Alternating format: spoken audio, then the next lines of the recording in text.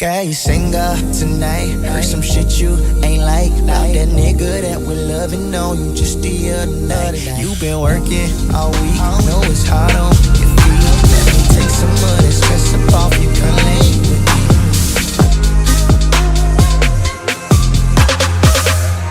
Après une bonne nuit de sommeil, le rassemblement se fait de façon détendue et tout le monde se prépare à prendre le départ.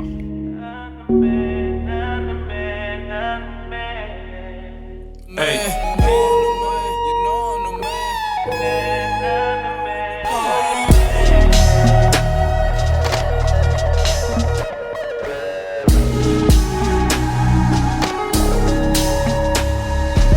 Alors aujourd'hui, donc c'est la troisième étape, on va donc sur les Anses d'Arlet.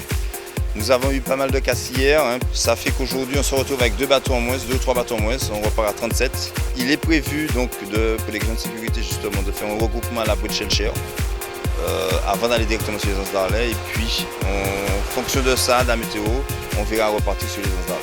Et finalement la course s'arrêtera à Shellshare. Des rafales de vent trop fortes et soudaines poussent l'organisation à assurer la sécurité de la flottille. Tiens, on s'y penche quelque peu sur la sécururité. Écoutez, oui, les conditions n'étaient pas faciles ce matin. C'est vrai qu'on avait du vent à un peu plus de 25 nœuds avec des rafales à 30 nœuds. Il a fallu renforcer la sécurité et la sécurité est organisée de 2 manières différentes. Il y a d'abord les bateaux qui sont sur l'eau, qui assurent la sécurité des coureurs, des biens et des personnes.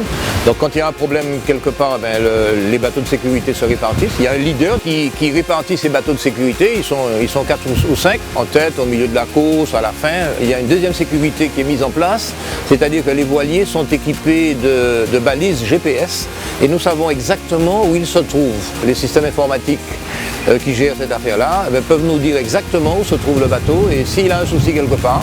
Apparemment, le leader sécu gère son affaire très bien puisqu'on n'a pas eu de soucis particuliers. Encore des péripéties en tout genre.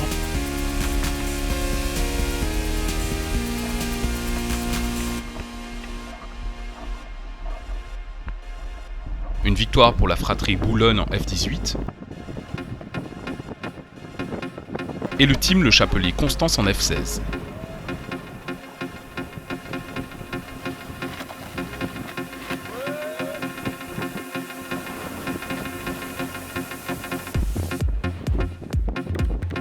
Et tout le monde garde le sourire. Enfin, c'était très bon. Et on s'est bien tiré à la bourre.